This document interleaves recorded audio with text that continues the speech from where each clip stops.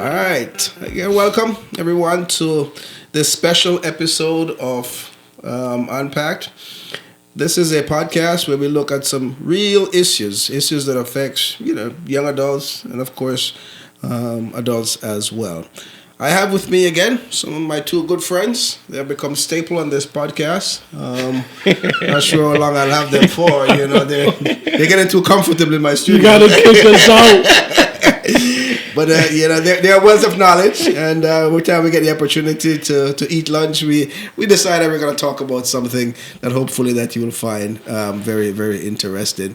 Pastor Bracetti, welcome again, my friend. Thank you so much for taking the time to be with us here again. And of course, Pastor Peguero, thank you so much again. So this is Pastor David Bracetti, and this is Pastor Luis Peguero. I am Pastor Teddy Williamson, and again, our pleasure to have you here with us today. Gentlemen, I'm going to talk about a subject that I've encountered a lot in my ministry, particularly dealing with youth and young adult ministries. A lot of teenagers, early teens, or, young adults, etc., they're still trying to find their footing in this life. Still trying to find, their niche, so to speak.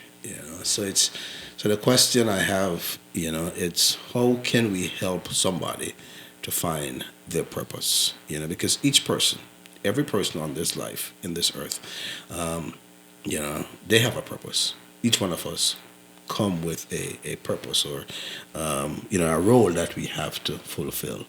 And, I am one of them who believe that, that I have a task to do and that God has given me to do it. And I think it's my responsibility to do it, but I just have to find my purpose. So let's start with you, David. Of course. Just you were hoping I'd go. It is. I'll feed off of him. Chocolate. Let me kick it with you now. How do we help a young person, like I said, adult, find their purpose in life? How do you? And maybe I could probably start with you on a personal. How did you find your purpose in life? What's the journey you took to finding your purpose? Man, I think all along since I was very young, I would have to say 5 years old. Like, I knew that God had a purpose for me. But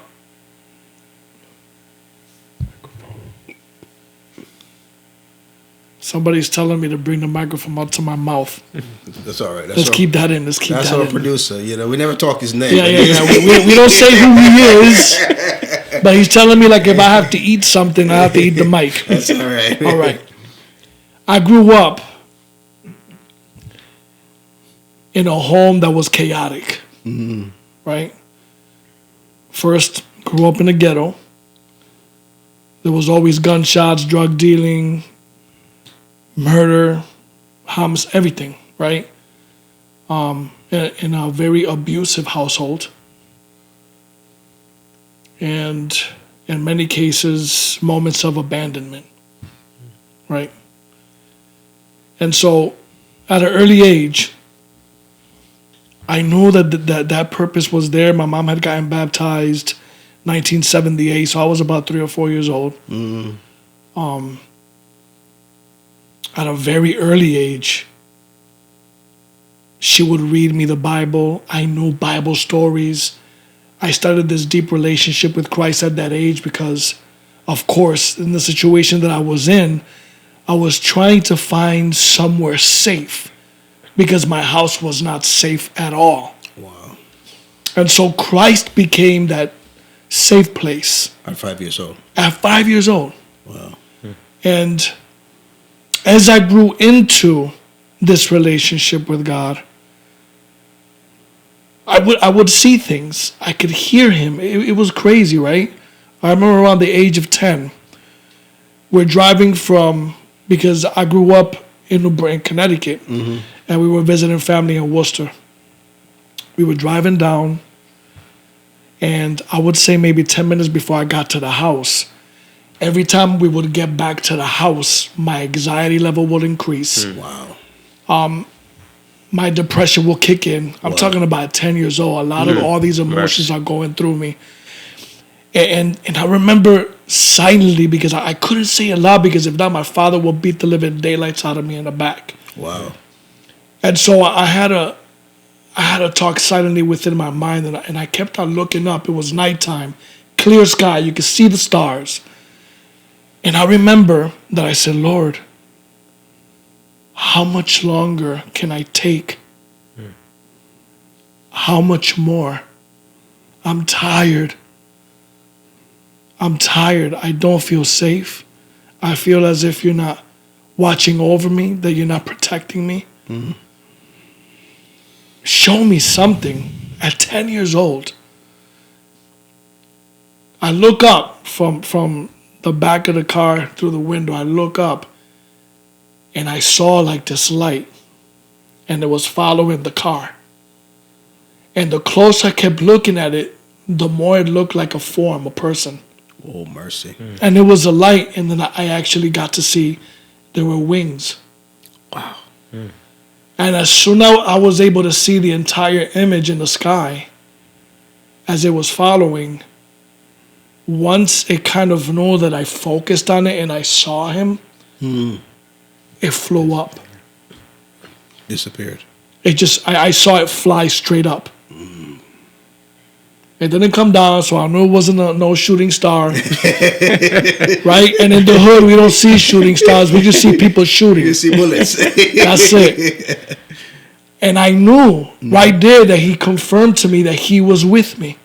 Amen. Now, I didn't understand why I was going through the situation. I was asking, why was I even born into this? It wasn't my fault. But even through it all, he still confirmed to me there that he was still with me. Wow. Didn't give me all the answers, but at least he assured me. Right. So I knew my purpose then. But as things got worse, I kind of lost my purpose. You lost focus, not your purpose. I completely lost focus. Right. And I could say that the purpose was still there from God. Right. But I completely lost it because I didn't want nothing to do with it. Right. Because I was like, at the age of 13, 14, when I hit the streets,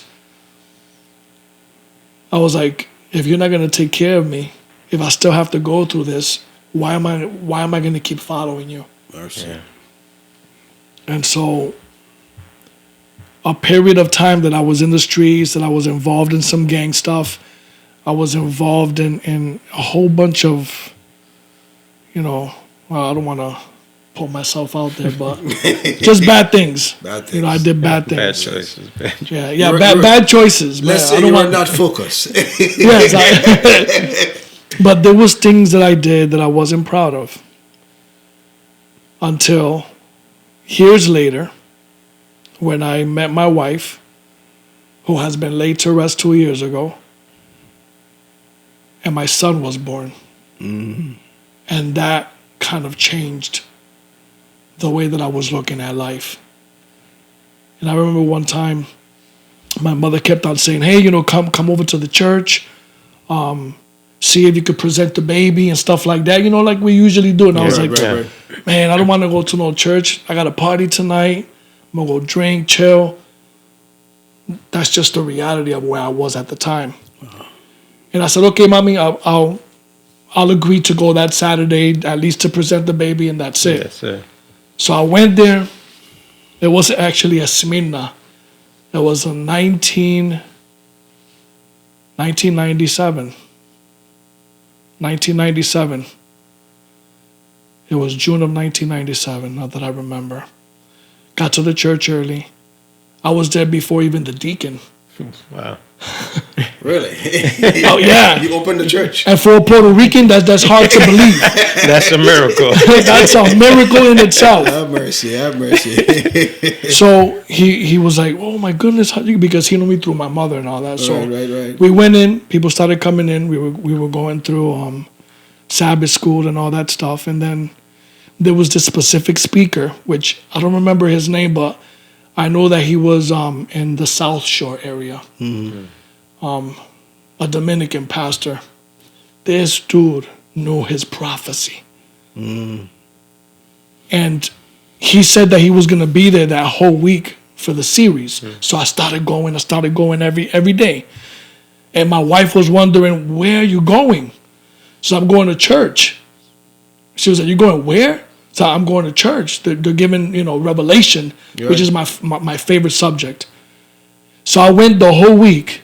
And that Saturday, he was bringing everything to a culmination, right?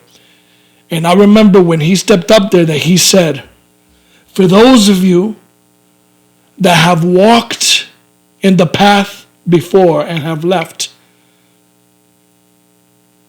and are feeling as if you want to come back, I ask you today, stand up. Right? But he said it in Spanish, right? And I'm there, right? And I'm sitting down and I heard a voice, a loud voice, right? A commanding voice that said, David, levántate. David, get up. Real quick second, I looked to the side. I know that voice didn't come from my mother.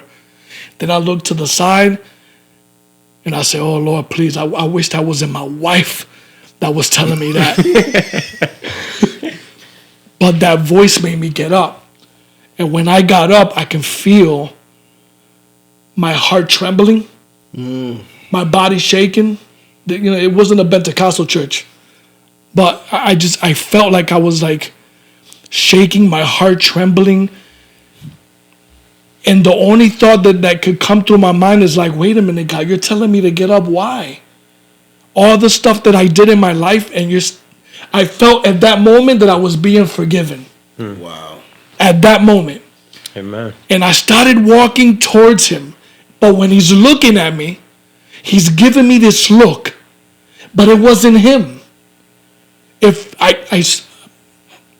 100%, the Spirit of God was in him. So when he stared at me, I saw Christ in him staring at me. Oh, wow. And so I couldn't stop crying. Like this, like profusely, like I just couldn't. It was like nonstop, and I'm shaking, and I'm like, and then I see my mother crying like crazy, made it even worse, because she's probably been praying for so many years to see this moment. Then my great aunts come, my cousins, everybody is there, and they all surround me. That's a moment that I can never, ever, ever forget.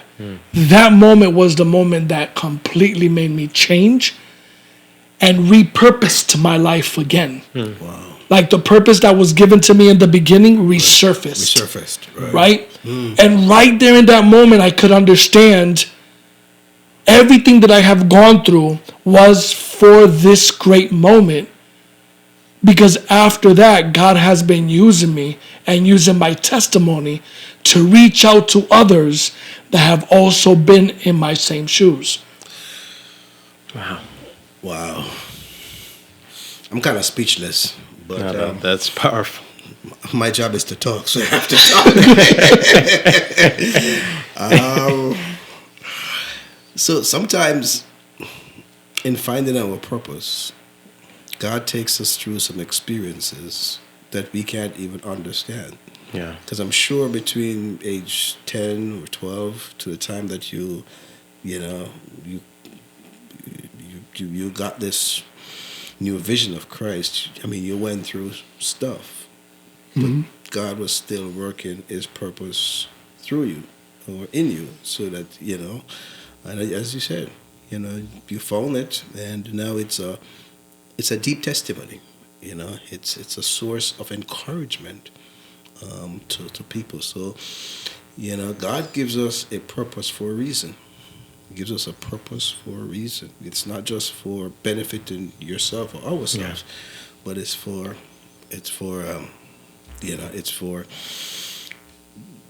helping somebody else. To move along in this.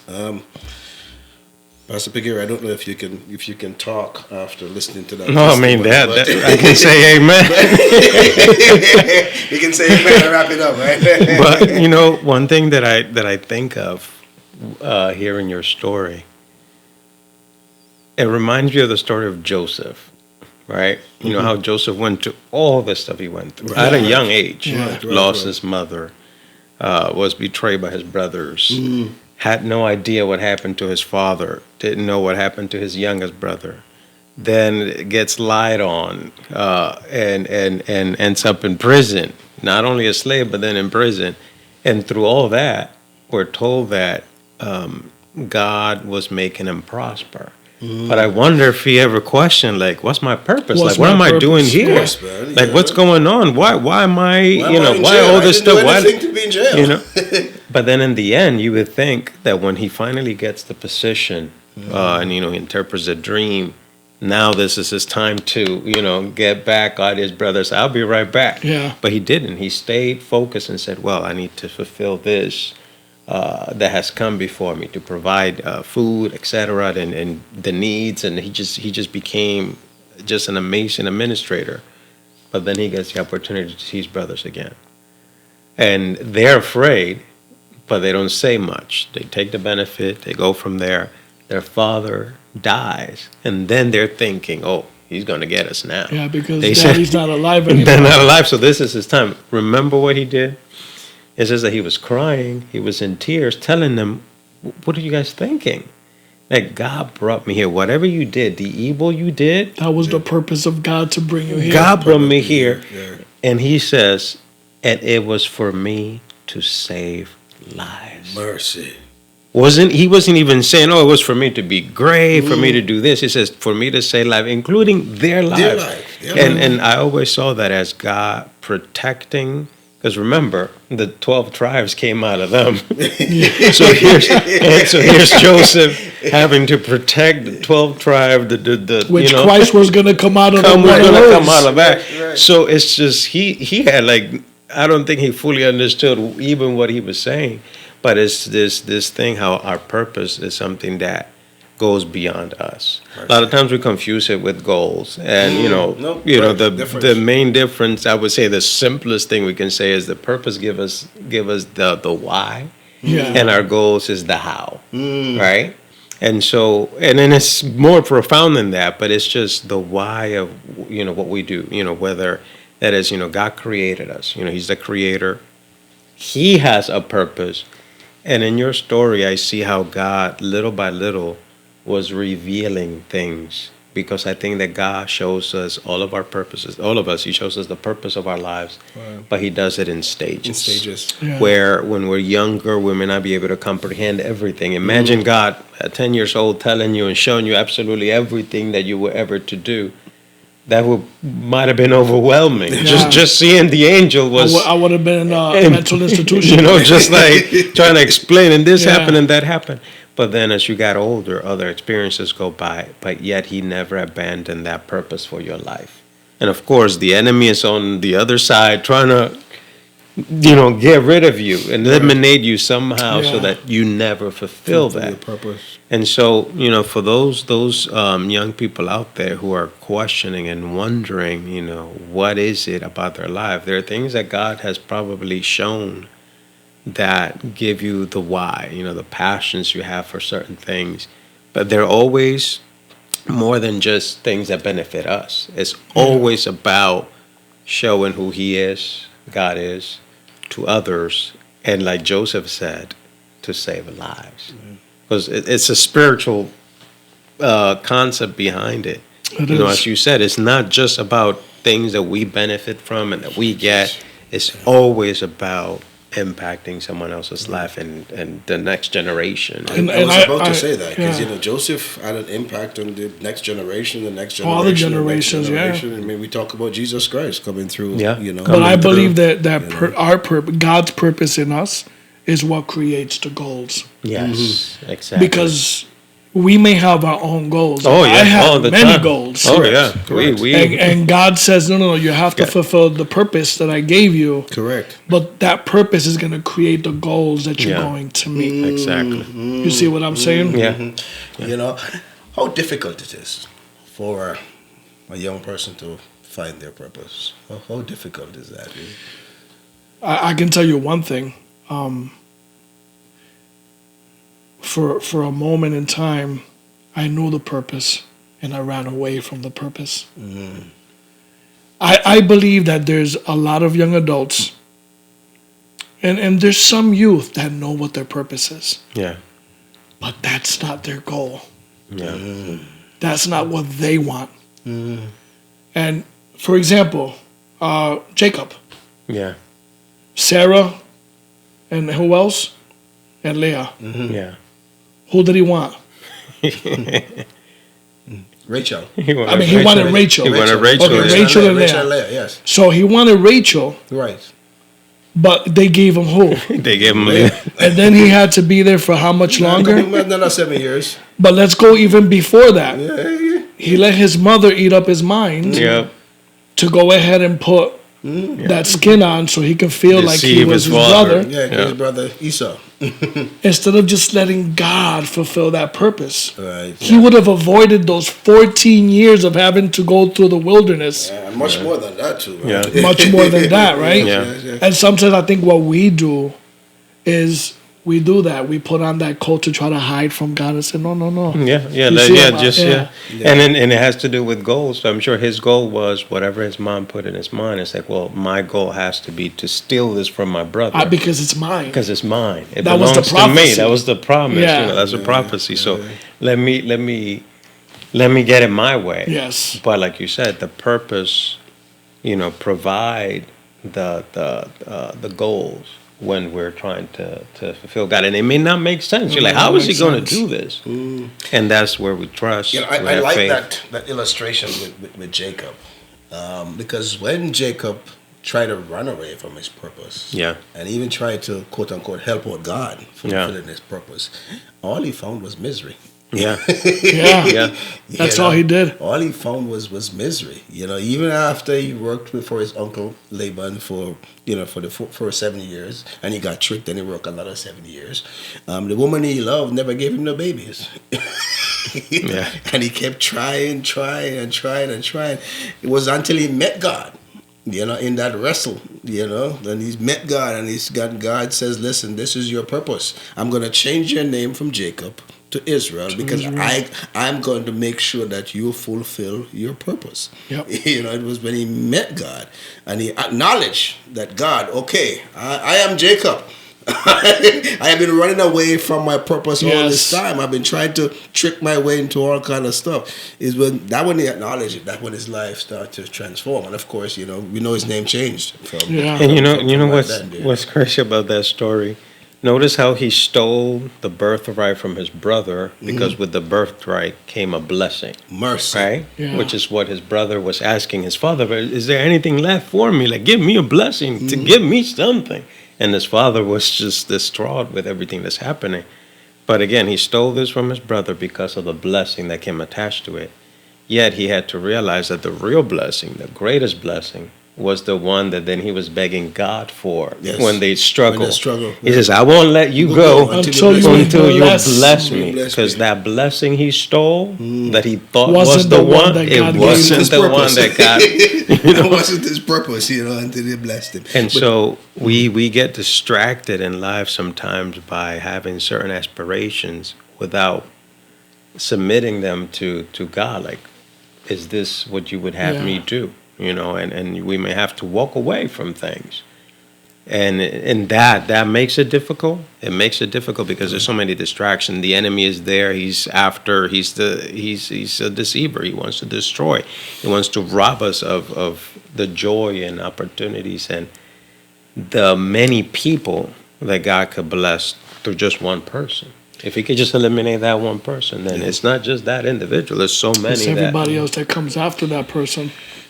Let me ask you this, gentlemen. And this is a Christian podcast, so how crucial it is to have Christ in our lives in order to fulfill our purpose. Can we fulfill our purpose without having Christ or God to guide us into that purpose? Or of course. Do we need Christ to guide us into that purpose? Absolutely. So the world has two shepherds. Mercy. Christ is one, Satan is the other one. Oh, no, you're taking me into deep waters now. Hope we can swim out this one. So which purpose do you want to fulfill? Oh, wow. Because everybody has a purpose, Yeah. but it might not be from the creator Yeah. of purpose. All right.